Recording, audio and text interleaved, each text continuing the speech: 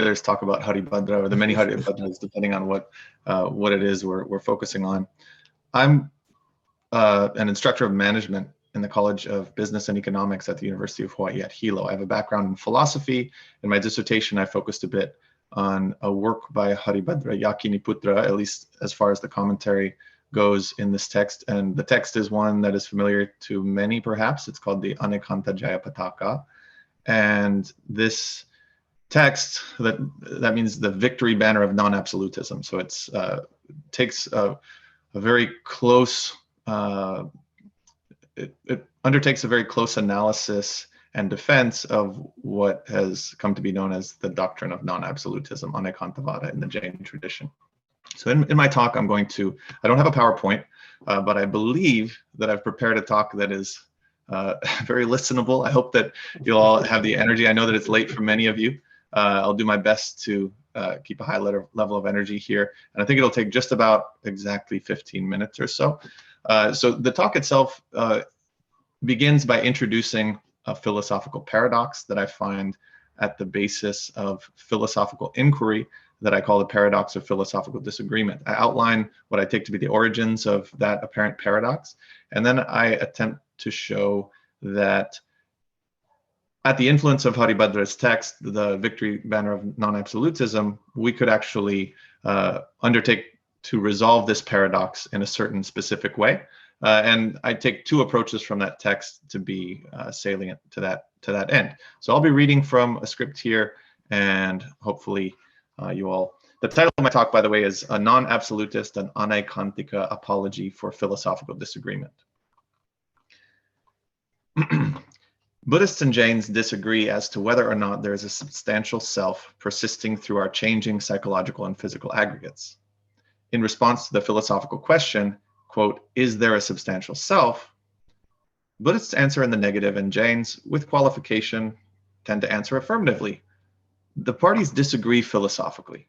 Both parties must, on the one hand, acknowledge that there are interests which constitute their cognitive backgrounds and predispose, perhaps even predetermine their answers. Suppose, for example, that neither of the parties to this debate are converts to their tradition. The Buddhist was raised as a Buddhist, while the Jain was raised as a Jain. One may reasonably suspect that this will predispose each to take for granted certain premises in their answers. On the other hand, these parties cannot pose their philosophical answers except as if these constitutive biases and interests were irrelevant to the question and to their answers. When the Buddhist answers the question philosophically, that is, she submits that there is no self, not there is no self according to me and my intellectual heritage. Likewise with the Jain. This is because, as a reason for believing, the accident of one's being raised in a particular culture is not something that can be shared by anyone who has not been, and therefore it is not something which can be a relevant reason, philosophically speaking, for someone outside that culture. And I recognize that this is potentially up for debate. Parties to a philosophical disagreement thus pose their incompatible answers as claims about the way things are, rather than claims about the way their interests happen to be coordinated in or prior to the processes of belief formation. The struggle for the Buddhist philosopher is not merely to discover why the Jain believes what he believes, but why she might believe it too. Philosophical disagreement involves interest in the form of presupposed preferences as to which side to take in already present or potentially present philosophical controversies. So while most will acknowledge that interest is embedded in all events of understanding, disagreement, philosophical disagreement, implicates interest in a way that strengthens the necessity to acknowledge its connection to our disagreements and in discourse.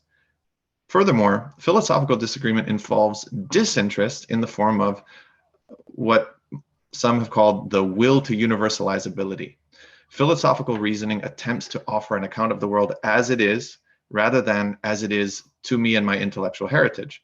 So in a philosophical disagreement, it seems that each thinker is paradoxically pulled in two opposite directions. Their views are both interested and disinterested. Thus, the paradox of philosophical disagreement arises that in the case of such disagreements, interests both must and cannot be determining factors in the articulation of each party's view. The paradox, I've sort of attempted to formalize this in the form of a deductive argument. goes something like this. Disinterestedness is a necessary condition of views that aspire to be universal.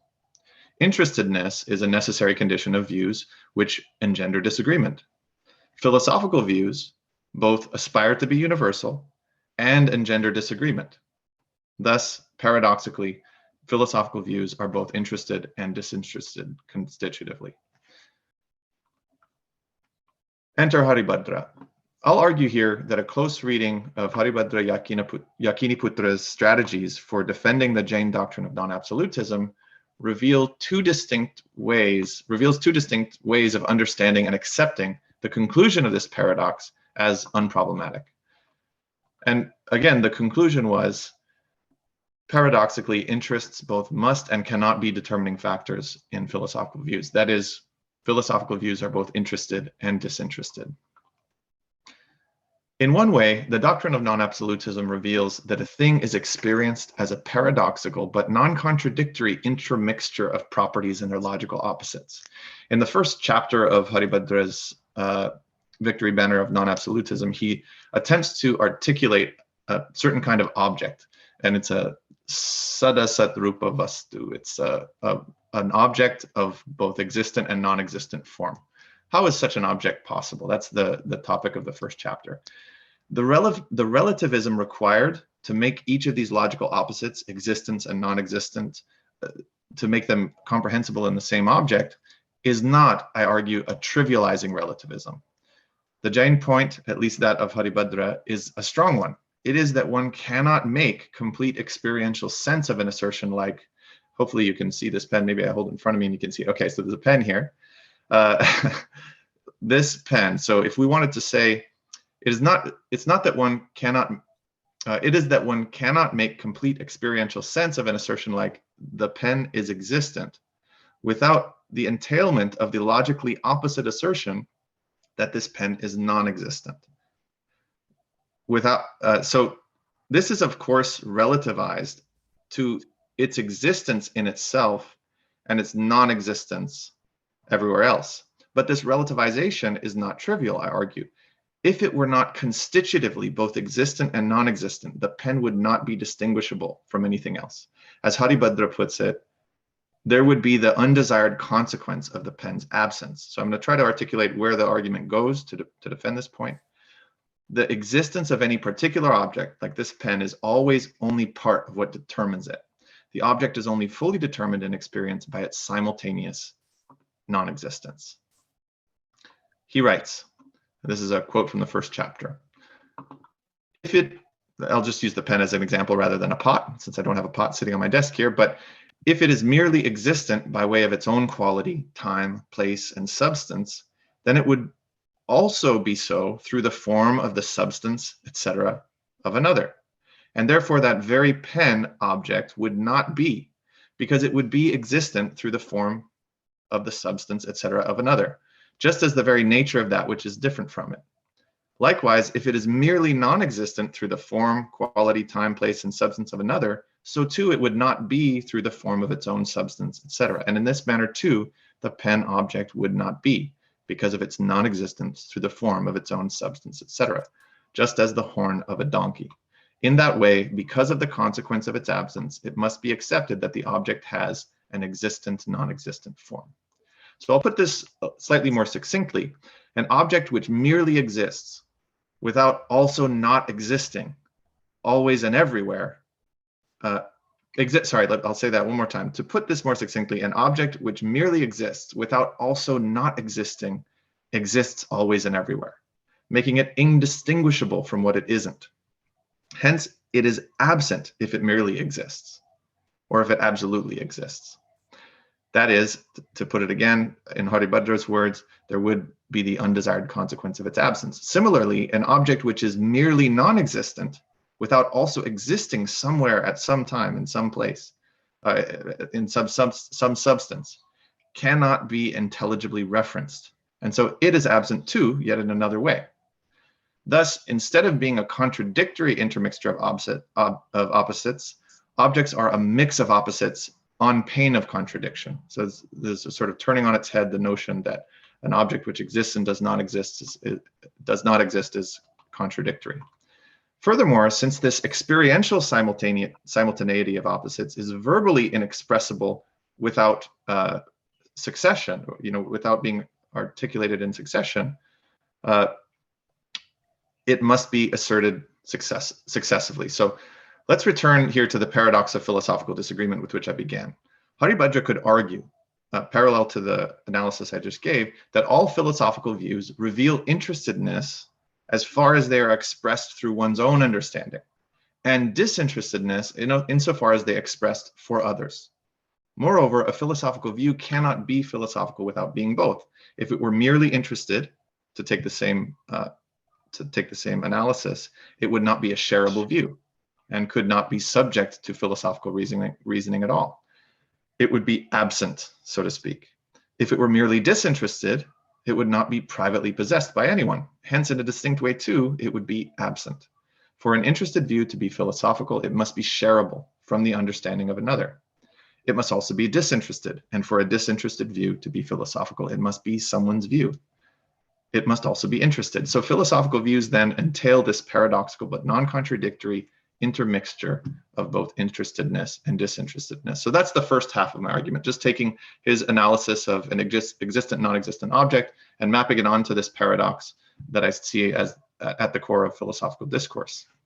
Now, the second approach involves some influence from Samantabhadra's Aptamimamsa, and some of you may be familiar with that text, but Samantabhadra takes a slightly different approach to defending non-absolutism, and this is an approach that I think is already latent in, perhaps familiar to Haribhadra Yakiniputra in this text. So it doesn't take a stretch from just a few of the premises in Haribhadra's analysis to take a very similar approach to defending non-absolutism. And this is a defense of non-absolutism through indirect proof or reductio ad absurdum arguments.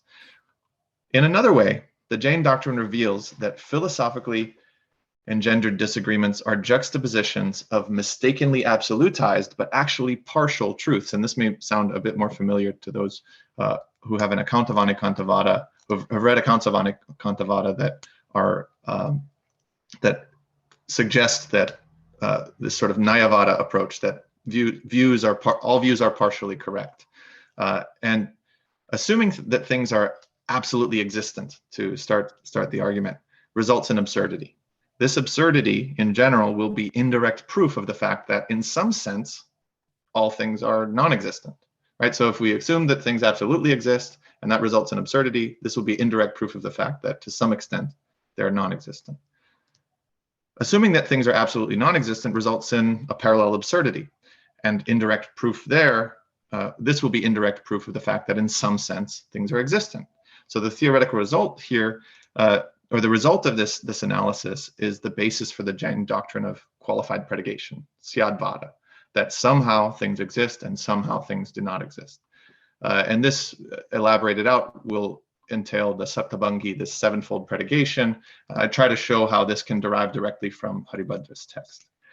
So when one asserts that the pen absolutely exists, the absurdities involved lead to indirect proof of the claim that somehow the pen does not. When one asserts that the pen absolutely does not exist, the absurdities involved lead to indirect proof of the claim that somehow the pen does exist. The non-absolutist position then is somehow the pen both exists and does not.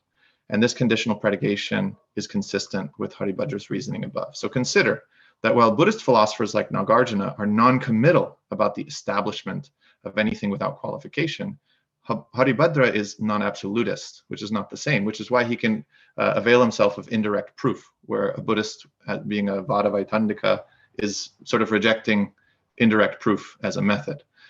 There's some debate about this, obviously, in Bhavaviveka. It takes indirect proof to be something that's potentially possible in Buddhist discourse.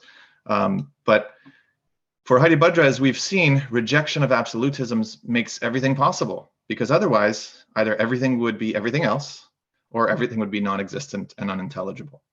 In each case, the thing in question would be absent. Haribhadra's observations can consistently be utilized as the basis for an indirect proof of syadvada as a corollary of anekantavada. Assuming things absolutely exist causes, what problems does it cause? It causes problems in that it makes all forms of non-being unintelligible. From such an assumption, it would follow that any given entity has no beginning, no end, shares its form with all other entities, and lacks a form of its own. By rejecting the notion that things absolutely exist, one derives somehow things do not. Assuming things absolutely do not exist causes problems as a result of making all forms of being unintelligible. From such an assumption, it would follow that no given entity can be known either through words or cognitions. With only absence and no presence, clearly there could be no establishing or refuting of theses. By rejecting the notion that things absolutely do not exist, similarly, one can derive somehow things do. Additionally, by rejecting the contradiction which would be entailed by the simultaneous assertion that things absolutely exist and things absolutely do not, one comes to a conclusion that somehow things are inexpressible, which is the sort of third quality in the Saptabhangi, right? Somehow things are not, somehow they are both, and somehow they're inexpressible, and a combination of the initial four comes to a group of seven. And since I'll skip over the read through of Saptabhangi here, but as above, non-absolute statements must be designated by a qualifier in order to distinguish them from their false absolutist forms. And Jain philosophers prefer the indeclinable Sanskrit syat for this purpose, which is why the doctrine of conditional predication is titled Syadvada. Assuming that a philosophical view, if we go back to the paradox of philosophical disagreement, is absolutely interested, would similarly be absurd in philosophical context. A philosophical view to be understood as philosophical must be, as we saw, disinterested. It must be taken as if intelligible and mutually understandable beyond the scope of its utterer's private sphere. It is thus not true that all philosophical views are absolutely interested. Thus, by rejecting the notion that philosophical views are absolutely interested, one can derive, by indirect proof, somehow philosophical views are disinterested. The falsity of the second absolute statement is also readily seen.